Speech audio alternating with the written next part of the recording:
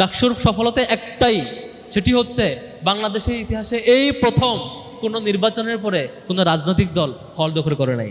ডাকসুর সফলতা হচ্ছে এই প্রথম যে ডাকসুর ল্যান্ডস্লাইড ভিক্টোরির পরে কেউ কোনো হল দখল করতে যায় নাই। ডাকসুর সফলতা হচ্ছে এই প্রথম যে ডাকসুর এই বিজয়ের পরে হলে গিয়ে আমরা বলি নাই আমাদের পিছনে মিছিল করতে হবে। ডাকসুর সফলতা হচ্ছে এই প্রথম যে একটা দল তার 2/3 ভোট পেয়ে, 2/3 অধিক ভোট পেয়ে সংসদে যাবার পরে যখন তারা ক্ষমতা আরোহণ করে, তখন কোনো ক্যাম্পাস এখন পর্যন্ত দখল করার সাহস করতে পারে নাই। বাংলাদেশের ইতিহাসে এই প্রথম ঘটনা।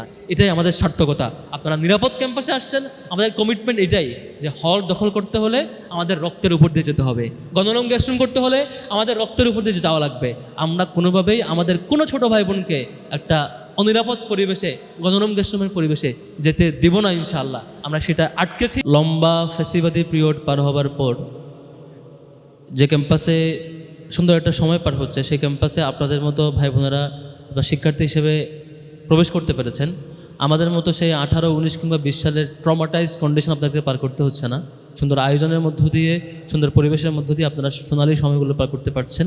আল্লাহর কাছে শুকরিয়া আদায় করছি। শুরুতে আমি স্মরণ করছি শহীদ আব্দুল মালিক ভাইয়ের কথা, যে আব্দুল মালিক ভাই আপনাদের বিজ্ঞানের স্টুডেন্ট ছিলেন, যিনি তার ডিপার্টমেন্টের টপার ছিলেন, যিনি টিএসসির এই ডায়াসে দাঁড়িয়ে তার বক্তব্য উপস্থাপন করবার জন্য, যিনি ইসলামী শিক্ষা ব্যবস্থার পক্ষে কথা বলবার জন্য এই টিএসসিতে দাঁড়িয়ে যেমন তিনি বক্তব্য দিয়েছেন, এখান থেকে বের হওয়ার পরে সোহরাওয়ার্দী উদ্যানের পাশ দিয়ে যাবার পথে হাসানুল হক, ইনু, রাশেদ খান মেনন আর তুফাইলরা তারা সোহরাওয়ার্দী উদ্যানের তাকে ইট দিয়ে থেতলে আঘাত করে করে যাকে শহীদ করেছে, সে আব্দুল মালিক ভাইকে স্মরণ করছি।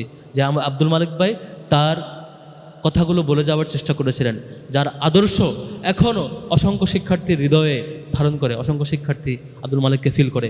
আব্দুল মালিক ভাইয়ের জন্য রব্বুল আলামিনের কাছে শাহাদাত কামনা করছি, শাহাদাতের উচ্চ মর্যাদা কামনা করছি। সম্মানিত ভাইয়েরা, আপনারা যে ক্যাম্পাসে আসছেন, এই ক্যাম্পাসে দেখবেন কিছু সময় পার হবার পরে দুইটা চিত্র দেখবেন খুব ভালোভাবেই। একটা চিত্র হচ্ছে একই সময়ে দেখবেন কোনো শিক্ষার্থী, আপনার ভাই, আপনার বন্ধু, সে লাইব্রেরিতে পড়ছে, অথবা সে দেখবেন মসজিদে গিয়ে নামাজ পড়ছে, মন্দিরে গিয়ে তার ধর্মীয় প্র্যাকটিস যে পুজো বা আদার্স সেগুলো জারি রাখছে। আবার সে বাইরের রিসোর্সকে জানবার জন্য, একাডেমিক নির্দিষ্ট সিলেবাসের বাইরে পড়বার জন্য বিভিন্ন সেমিনার, সিম্পোজিয়াম, পাঠচক্র, বিভিন্ন জায়গায় গিয়ে লাইব্রেরিতে গিয়ে সে পড়বার চেষ্টা করছে। অথবা দেখে থাকবেন সে সময়টাতে আপনার কোনো বন্ধু কিংবা বান্ধবী সে আড্ডায় মেতে উঠছে, সে মদের আসর কিংবা গাজার আসরে সময় কাটাচ্ছে, হলের ছাদে বসে কিংবা কোনো একটা কর্নারে গিয়ে বন্ধুদের সাথে বিড়ির টান দিয়ে কিংবা গাজার টান দিয়ে সুখে সময় পার করবার চেষ্টা করছে। অথবা তিনি কোনো ভাইয়ের পিছে পিছে মিছিল করতে করতে সময় পার করার মধ্য দিয়ে তার আনন্দ, তার সর্বোচ্চ সফলতা তিনি মনে করছেন। 5টা বছর পার হওয়ার পরে দেখবেন একসাথে ক্লাস শুরু করেছিলেন আপনার কোনো এক বন্ধু, তিনি এখনও দিনে কয়েকবার মদ খাওয়ার মধ্য দিয়ে তিনি তার সফলতা খুঁজে পান। আরেক বন্ধু তিনি তার কেরিয়ারে উচ্চ শিখরে গিয়ে সবার আইডল হতে পারার মধ্য দিয়ে তিনি তার সফলতা খুঁজে পান। আরেক বন্ধু তিনি পিতামাতার স্বপ্নের সন্তান কিংবা তার চোখের আদর্শ, চক্ষুষিতকার এক সন্তান হিসেবে রূপ নিয়ে তিনি সকলের রোল মডেল হয়েছেন। আবার আপনি দেখবেন কোনো এক বন্ধু পিতামাতার অভিশপ্ত শয়তানে পরিণত হয়েছে, যাকে কেউ এখন দেখতে পারে না।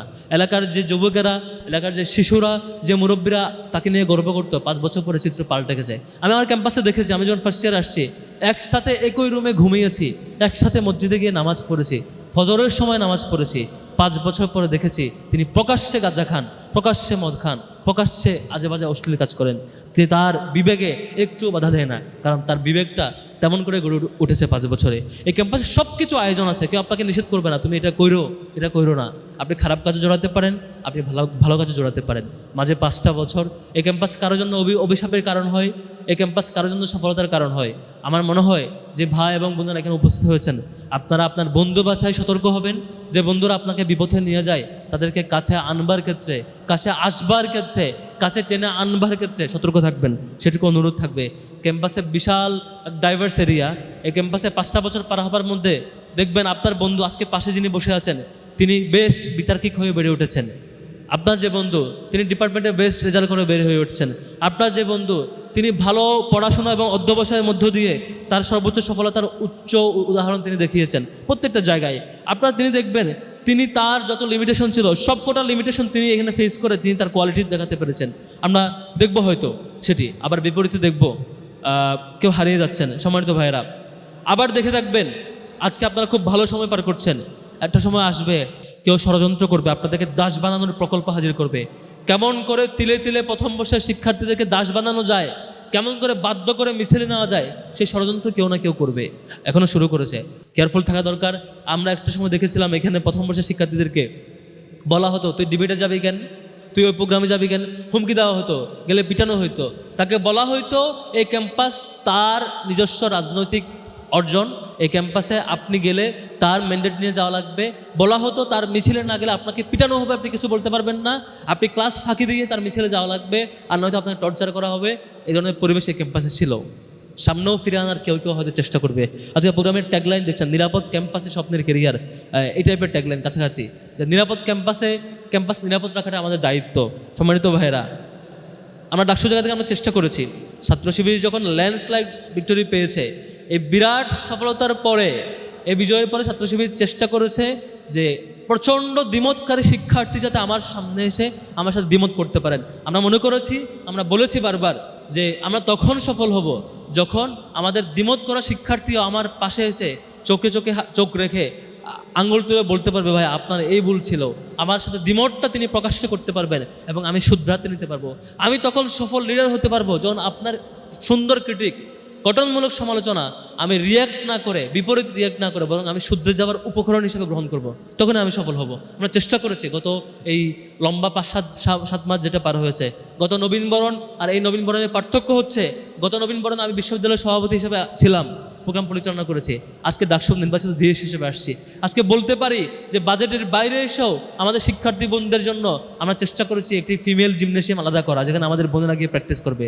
আমরা বলতে পারি আমরা চেষ্টা করেছি বাস রোডে স্পেশাল বাজেট নিয়ে এসে, শনিবারের বাস কিংবা সান্ধ্যকালীন বাস রোড চেষ্টা করা। আমরা বলতে পারবো আমরা চেষ্টা করেছি সেন্টারের মধ্যে সংস্কার নিশ্চিত করা।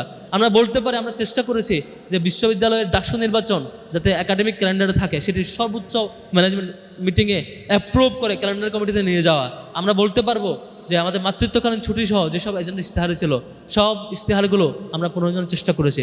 আমরা বলতে পারবো ইশতেহারের বাইরে এসে আমাদের বোনদের জন্য আমরা কয়েকদিন আগে বেশ কয়টা হলে রিডিং রুম আমরা এসি হস্তান্তর করেছি, যাতে করে আপনাদেরকে সেন্ট্রাল লাইব্রেরিতে লাইন ধরতে না হয়।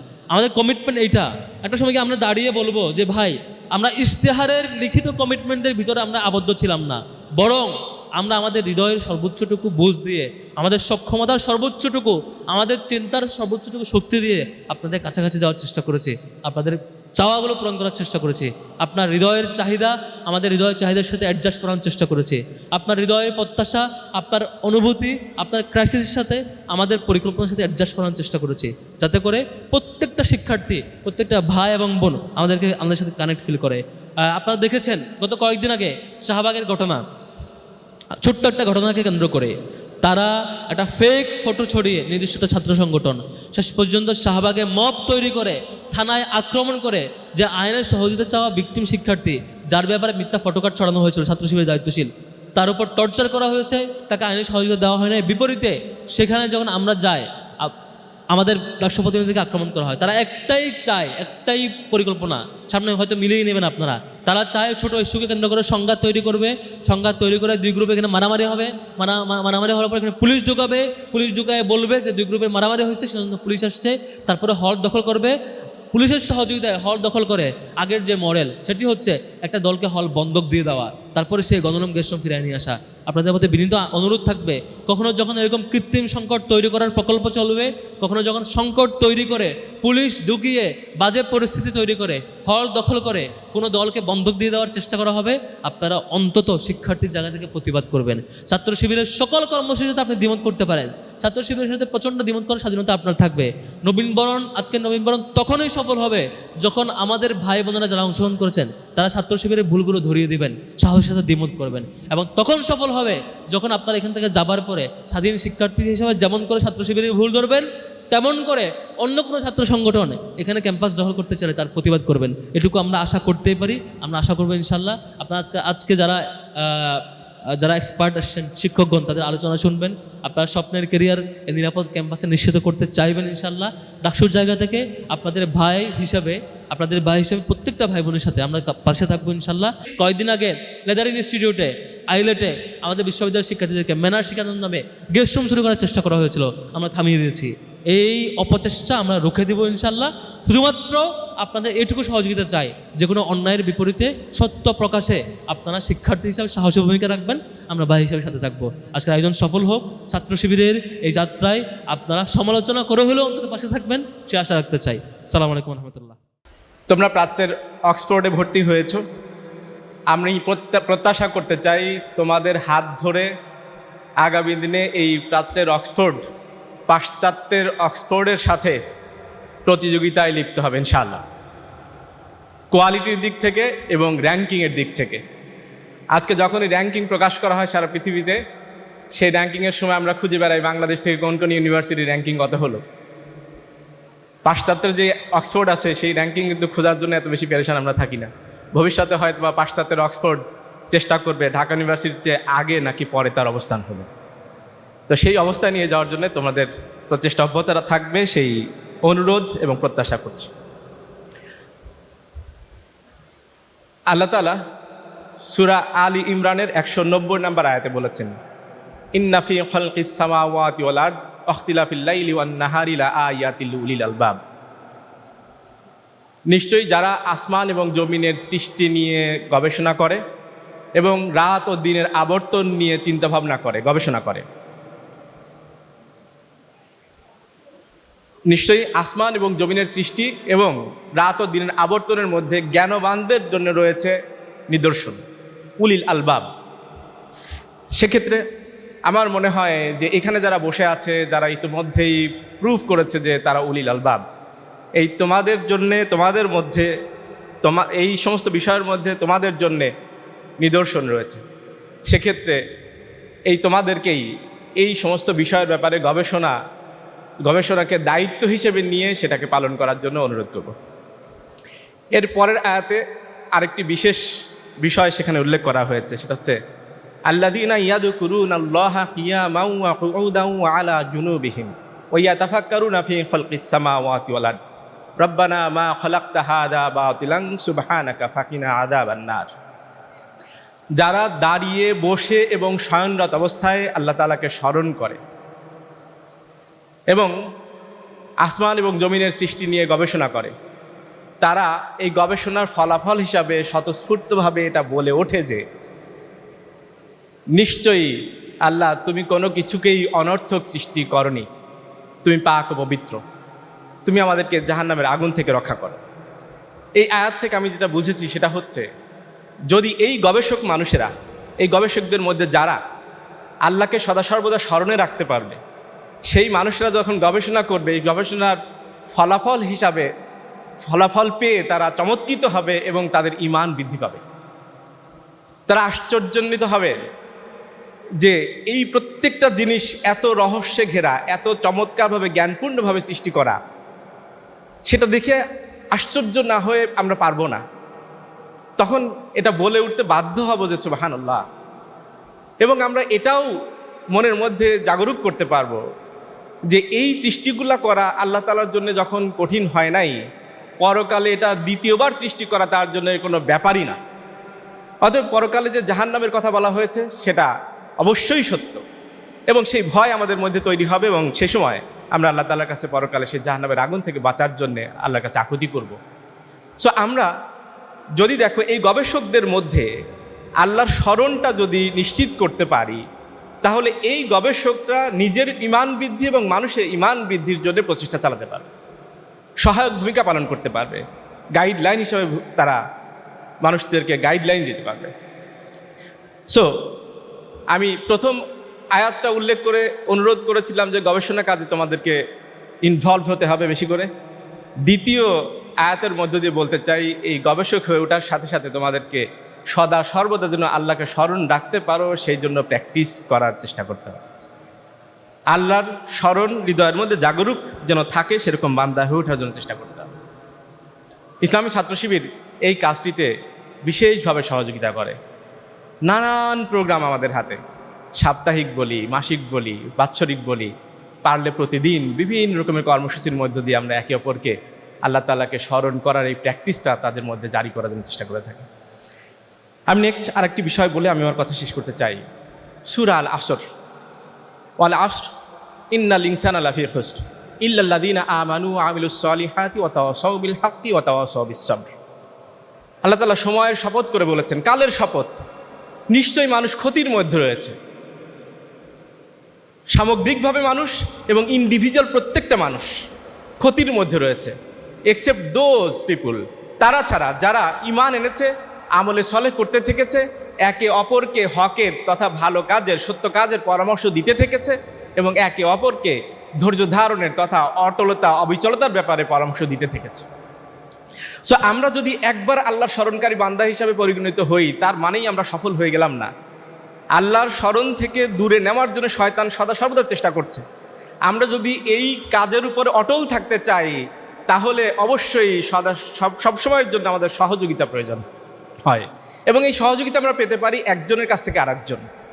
আমরা যদি এরকম একটা কমিউনিটির মধ্যে নিজেদেরকে ইনভলভ করতে পারি, এরকম একটা কমিউনিটি গড়ে তুলতে পারি নিজের, যেই কমিউনিটিতে প্রত্যেকেই একজন আরেকজনকে ভালোর ব্যাপারে সহায়তা করে, পরামর্শ দেয়, একজন আরেকজনকে ভালো কাজের ব্যাপারে আহ্বান করে, একজন আরেকজনকে ভালো কাজের ব্যাপারে গাইড করে, সহযোগিতা করে, তাহলে আমরা প্রাতিষ্ঠানিকভাবে এই সিস্টেমের মধ্যে ঢুকে যাব যে আমরা ক্ষতি থেকে বাঁচার একটা ইকোসিস্টেমের ভিতরে পড়ে গেলাম। সম্মানিত ভাই বোনেরা, আমি সেজন্য তোমাদেরকে অনুরোধ করতে চাই, আসো আমরা এরকম একটা পরিমণ্ডল গড়ে তুলি। আমাদের পুরো ক্যাম্পাসের যত আমাদের এই ছাত্রছাত্রী রয়েছে, সবাই মিলে যদি ইকোসিস্টেমটা তৈরি করতে পারতাম, এই ক্যাম্পাসের প্রত্যেকটা ছাত্রছাত্রী, শিক্ষক শিক্ষিকা সবাই একে অপরকে ভালোর ব্যাপারে পরামর্শ দেয়, একে অপরকে ধৈর্য ধারণের ব্যাপারে পরামর্শ দেয়, তাহলে এই ক্যাম্পাসটা ক্ষতি থেকে বাঁচতে পারত। সো আমি আমার জায়গা থেকে চেষ্টা করি, আমি আমার পরিমণ্ডলের জন্য চেষ্টা করি, একজন আরেকজন যদি সহযোগিতা করতে পারি, ইনশাআল্লাহ আলটিমেটলি আমরা ক্ষতি থেকে বাঁচতে পারবো। ইসলামী ছাত্র শিবিরকে আমি মনে করি সূরা আল আসরের একটি প্রাতিষ্ঠানিক রূপ। এইখানে আলহামদুলিল্লাহ, এখানে আমরা একজন আরেকজনের সদা সর্বদা কল্যাণের জন্য প্রচেষ্টা চালাই। একজন আরেকজনের দিকে তাকিয়ে তার যদি মন খারাপ থাকে, আমরা সাধারণত বুঝতে পারি, জিজ্ঞাসা করি, ভাই আপনার কি হয়েছে? বলে না কিছু হয় নাই। আসলে কি হয়েছে আবার ফার্দার জিজ্ঞাসা করলে সে হয়তো বলে, তখন আমরা তাকে আবার তার ব্যাপারে যত রকমের সহযোগিতার সুযোগ আছে সহযোগিতা করার জন্য চেষ্টা করি। শুধুমাত্র আমাদের সংগঠনের মধ্যে যারা ইনভলভ তাদের জন্যই এটুকু নয়, এই ক্যাম্পাসের মধ্যে প্রত্যেকটা শিক্ষার্থীকে নিয়ে ভাবনার জন্য এই ইউনিভার্সিটির দায়িত্বশীলরা প্রচেষ্টা চালায়। আমাদের সাজ্জাদ ভাই তখন প্রশ্নোত্তরের মধ্যে বলছিলেন, যারা আমাদের এই আদর্শের ব্যাপারে একমত তাদেরকে তো আমরা সহযোগিতা করি, যারা একমত নয় তাদের জন্যও কত রকমের আয়োজন আমরা করি, এদের কল্যাণ কামনা করে।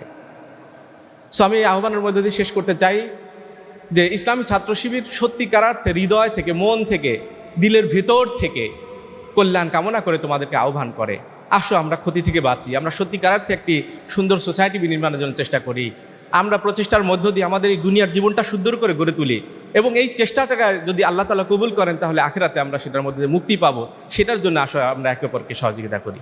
আল্লাহ তাআলা আমাদেরকে সুন্দর একটি জীবন দুনিয়ায় এবং আখিরাতে দান করুন, সেই তৌফিক কামনা করে আমি আমার কথা শেষ করছি। আসসালামু আলাইকুম ওয়া রাহমাতুল্লাহি ওয়া বারাকাতুহু।